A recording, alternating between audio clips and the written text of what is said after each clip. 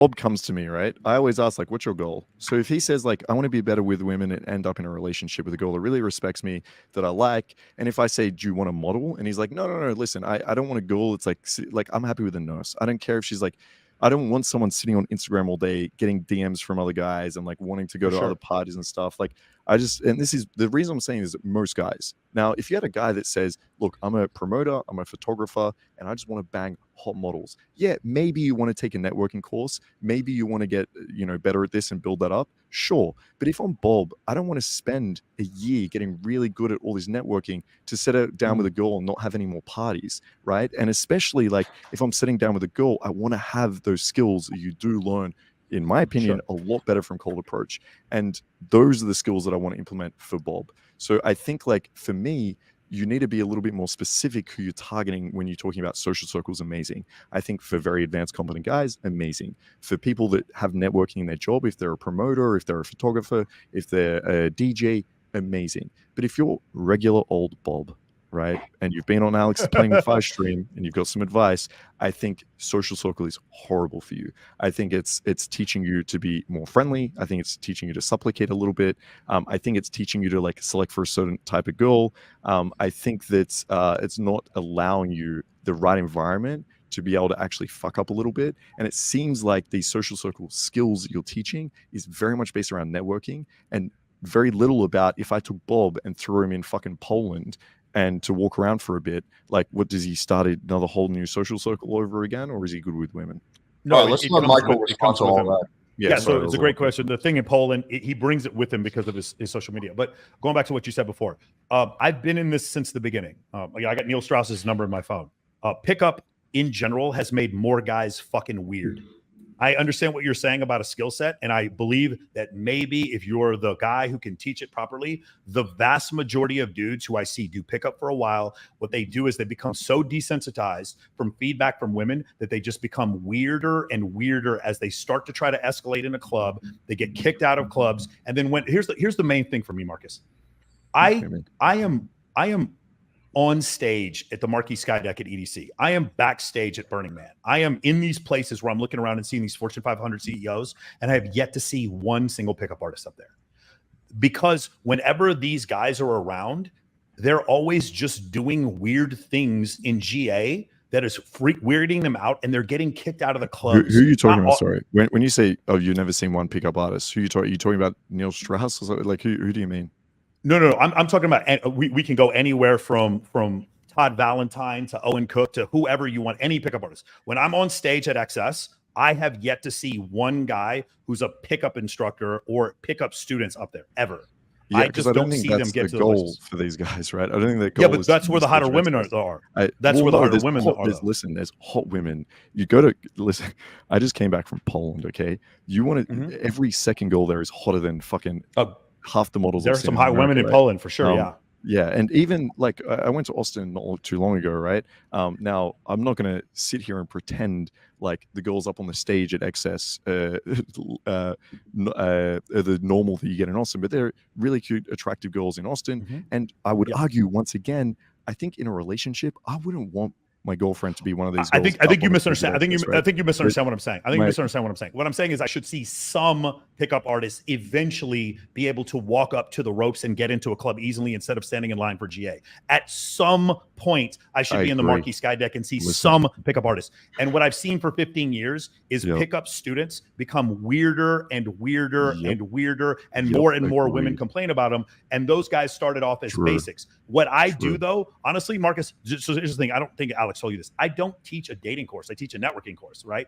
And one of the things that I do is because of what happened. So I've had Adam Lyons. He's a buddy of mine. Adam was sitting there talking to me about what happened with Owen Cook when RSD, when they canceled Alex Jones. Adam Lyons calls up Owen Cook and says, hey, we got to take this content down because you're going to get canceled. Now, I have a bunch of clients, and you know as well as I do, a lot of uncalibrated guys come to us. So I have a decision to make. Do I start teaching a course where I start teaching guys, well, you can escalate, but maybe a little bit like this or not like this? Or do I teach a course where you can get 7 girls to every guy? I have a book literally by one called The Evolution of Desire by David Buss, which teaches this, and another book called The Setup by Dan Bilzerian, which shows exactly what I'm talking about. I use this framework and I say, do we do this, have women compete over us and not end up with a fucking grape charge and not end up in that type of situation where we see it over and over again and then have my content pulled off of YouTube. So what I'm saying is, from a beginner standpoint, I have been watching for the last 15 years pickup make dudes weirder and weirder and weirder. And what I do, guys never get kicked out of parties. They end up dating fucking beautiful women. They get access to incredible places. They get better jobs. They end up starting businesses. They end up getting connected with venture capitalists. They end up with better social media. And yes, do they do some cold approach? Like I said before, I got 20 guys we're coaching on cold approach tonight. If you go to Omnia, you'll see them all. But what their job to do is, Marcus, is when you were talking about before about transactional. One of the issues is if I'm playing basketball. Can I respond to that? Go ahead. Yeah. So I agree with you. Okay. Most pickup guys are fucking weird. Most pickup coaches are awful, right? I'm not disagreeing with you here, but you would probably say the same about social circle coaches. You already have. Not to be arrogant, I don't think there's ever been a social circle coach before I taught it. And by the way, I can show videos. I can show you videos of me and OE8 teaching this before anyone else. Go ahead. So basically what you're saying is like social circle, everyone that's taught that and coached that before has been absolutely rubbish. So ignore that. I guess I'm kind of saying the same for pickup. Now, I had a bit of a nuance here in the fact that I think a lot of guys are probably weird before pickup, right? I don't think pickup made them weird. I think if you follow a lot of RSD advice, like lying in the street, maybe it made you a little bit more weird. But if you take some practical advice that something like Alex or myself would teach, then it's not going to make you more weird. It's going to actually allow you to calibrate, right? But it's going to do it in a way where you can, once again, you can have the ability to fuck up. It's a better learning environment. So just because Owen Cook is... No, I'm not saying Owen Cook. Please stop. Like Owen Cook is great. I'm not talking about Owen Cook. Well, I'm saying what's happened in general. Okay, you don't think Owen Cook's right. Well, that's fine. He's been a buddy of mine for a while. But my point is this. What I found is over time, what's happened is we've taken the calibration we were looking for. What we did is we pushed them into these environments where instead of actually learning the skill, like you're saying that they're learning the skill. And my whole thing is, I think they're learning to avoid calibration by just consistently going up and up again and doing it over and over again. But you've seen it before where these guys like turn into fucking Marines and they just go after every single girl they see to the point where they get kicked out of a bar. And the thing is, there's a way to do this with social calibration. Bro, you know as well as I do, Marcus. If you have a playmate on your arm and you walk up to the hottest girl ever, she's 100 times more likely to not be weirded out by you. It's just so much easier with hotter girls. To have a playmate on your arm, to get to this level, you need foundational skills. This is my whole point. You said yourself, you're running a networking course, right? So once again, I think a networking course is really good for someone that has the basic social skills, that is already good with women, that maybe like is doing it to increase their money or wealth. Like going back to that point, you said how it's helped guys in other areas of their life. Guess what? So does cold approach, right? I myself and I'm sure Alex can speak to this as well, is I change drastically the type of person I am because of cold approach. I think is the greatest therapy you can actually do is putting yourself in front of a girl and letting her actually reject you and let you know what's not right, as opposed to thinking, oh, fuck, he's hosting a party, whatever, I'll just ignore him then. I think with our students, we've had many guys that have given testimonials, not just for the cold approach skill, right? They think they come in and trying to get hot girls, but they realize they change who they are as a person in terms of like self-esteem, confidence, the ability to get like work and jobs, the ability to network, right? It also comes from practicing cold approach. Now, I agree, just to finalize this, I agree, you need guidance, right? If you just have these RSD fucking guys that are going out nonstop, just spam approaching, doing the same thing over and over again, ignoring feedback from girls and being just retarded about it, then yeah, of course it doesn't work, right? They're just banging their head against the wall. The same way if someone did that in social circle, right? Even if they were advanced and did like a retarded method, of course they're just not going to get anywhere. So I think like, yes, they need guidance. And that's why, people like us cold approach coaches are here. But the other thing I want to bring up, Marcus, because this is also another misconception, is that I never did cold approach. That's all I did for 10 years. That's where I came up with this. What happened for me was, I remember I was going out with a bunch of pickup guys, and then I lived in Atlanta, Georgia, and there were these club promoters that I met, and it was like so crazy the effortless manner that these guys could get 30, 40, 50, 100 girls to show up, and they always had the hottest girlfriends. I disagree with you on this one point, this idea that if I bring a bunch of girls to an event that they wouldn't hang out with me after the event. I find the complete opposite to be true, because they look at the alpha quality of me being a leader and a connector. And I'm the first person that they call when they want to go do. I am the first person most girls in Las Vegas, when they come visit Las Vegas, you should see my DMs of all these stunning women that hit me up. I'm the first person they hit up when they come here. All I can ask for is the ball in my hands, right? Just when you do cold approach, all you can ask for is the girl to be in front of you. All I can ask for is the ball in my hands so that I can take the shot. So what happens is, repeatedly, because I'm that guy that they want to come to for these to lead these groups and to do all this fun stuff, I get more opportunities. I get more interactions. I get more possessions with the basketball. I get to score more points. And so that's the difference we're talking about. Definitely don't want to bash RSD. I think they've made a huge pivot. That's not. I'm not calling out specific pickup. Okay, you can if you want to. But my point is, like, I really don't like to talk bad about people. But the thing is, one of the issues is I have found net that pickup overall over the last 15 years has really hurt men in general. And I have a business specifically because of all the men that pickup has really screwed up. And what I teach is like, what I teach, however, is a way to, you can still learn those skill sets, but you can learn the skill sets in a way where today I left and I had 5 friends, and tomorrow I've got 10, and the next day I've got 15. And you can do that from a very low level. You're saying before is you need a foundation in order to get the playmate to hang out with you. You don't. There's ways for you to friend zone women that I can teach very easily, where you friend zone them and you pick specific women. Like, for instance, I have this weird thing where every girl I've dated for the last 10 years has like large fake breasts. So girls that don't have boob jobs, I immediately friend zone. It's very easy for me to friend zone. Or girls that are like married, or girls that are like unavailable, or someone who's dating one of my friends, immediately friend zone them. Those girls are often the ones that assist. I had one of my clients, we were on stage for Deadmau5 the other day. We're on stage for Deadmau5, and I had these 2 girls with us. And I know you're going to say, well, that's super advanced. No, but Marcus, I don't know what you're arguing against, because I'm agreeing with you. Like, you can do this. I've done this as well. Like, all my Marcus, if you were friends with me, hold on, Marcus, if you were friends with me, which is not hard to do, if you were friends with me, I get you on stage with Deadmau5. That's one step. That's not advanced. Do you see what I'm saying? Like, the networking part, the access part, then gets you into these unbelievably advantageous situations. And I don't think you need that much game to get laid in the. Well, I know you don't. That much game to get laid in these situations. Your students aren't able to get me on stage with Deadmau5, right? We're talking about. Well, actually, some of my students could. Like, I'd say there's probably 20 or 30 of my students that definitely could. But the point I'm trying to make is, when we're up there. Cool. All right, sorry, go on. No, Marcus, it's a little different here. On industry nights in Vegas, if you're a local, you can get on stage. Like, if you go out regularly. Oh, I thought you meant like me and Deadmau5 are hanging out on stage. No. When I say, I'm sorry. Okay. Oh, well, in Vegas, we have a DJ booth, and then we have stage tables around it. Yeah, I'm sorry. That's what I mean. Stage area. Deadmau5 and me and Deadmau5 are going to hang out. I was excited. Yeah. No, Joel probably isn't going to want anything to do with you. But but frequently you'll see in my videos, it's me and my students, and we're up on stage at different places, and it's because they bring big groups of women. Anyway, so what happens my goal isn't to get on stage for Bob. Like, Bob's goal isn't to get on stage with Deadmau5, right? Like, Bob's goal is to have like a girlfriend that he can settle down with.